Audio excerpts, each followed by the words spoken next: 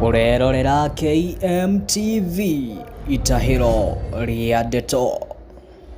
He is Field Marshal Musa Mwaria, and this is his story. A tragedy that needs to be told 1,000 times.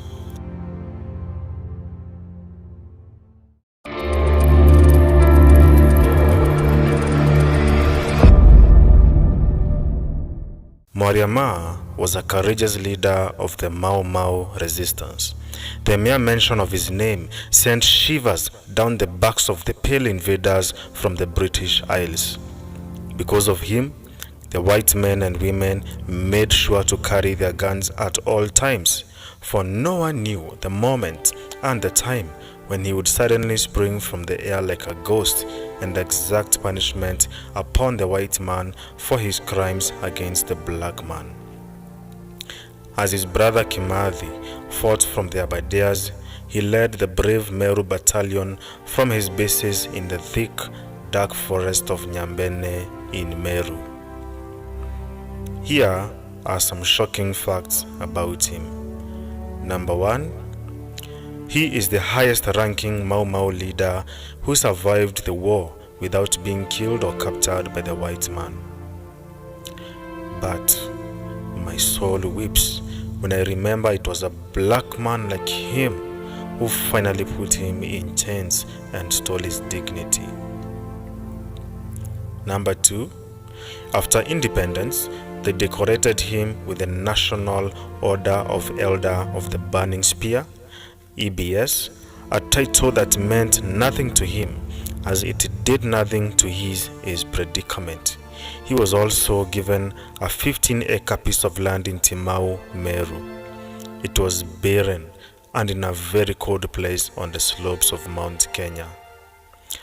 It was not an act of generosity because actually it was a loan he was supposed to pay back to the government, but he knew better than to complain. Number 3.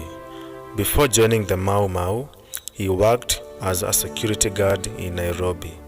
When he saw what the white man was doing to his brothers and sisters, his heart raged in anger. He took the oath, grew his hair long, and joined the movement to fight for the liberation of Kenya from the white man who had stolen our freedom, pride, and land. Number 4. His stay in the dark, dangerous forests sharpened his senses. In fact, even after the British had packed their bags and left, he was still paranoid about his safety. He had to be.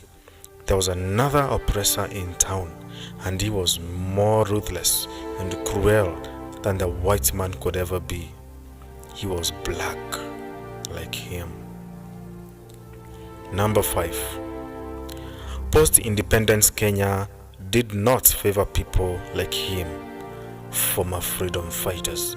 But despite the humiliations that he and his fellow freedom fighters faced at the hands of local authorities, he still urged his army to accept whatever resettlement land was offered to them, however small. In fact, he accepted the same size of land as his soldiers received. Talk about humility. Number 6. While the others were given land and government positions in Nairobi, he was handed a pathetic job as an assistant chief. He later resigned. He couldn't take the humiliation anymore. Number 7. In 1964, he was offered 335 shillings by the Kenyatta government to stand down after Kenya's independence. But stand down for what? He asked himself. When he turned down the offer, he was put on an enemy list, and a month later, he was charged with sedition and thrown in prison for 6 months. All because he had demanded for what was rightfully his. After release, poverty forced him to accept the money. Number 8. One day in 1989, in the grasslands of Ukambani, a friend he was traveling with was bitten by a poisonous snake. In an instant, he started sucking the poison out from his leg. His friend survived, but he died that day. Little did he know that he had a cavity in his tooth. A final act of sacrifice. His burial in Kambogo village in Timau was a very low-key affair. Number 9. He died poor, and his children did not even get an education. As we fought for the nation to get independence, our families were humiliated by colonialists, houses were burnt, and our property, including cattle, was seized. What is even more painful is that even after getting out of the forest and having independence, we have nothing to show for it. Lastly, I can bet you 1,000 times over that Mwaria still turns in his grave in deep resentment at how badly the post-colonial government treated the Mau Mau. It is an abomination that the very people who shed blood and endured a hard life fighting in the forest were later humiliated, imprisoned, and even killed like his brother Baimonge.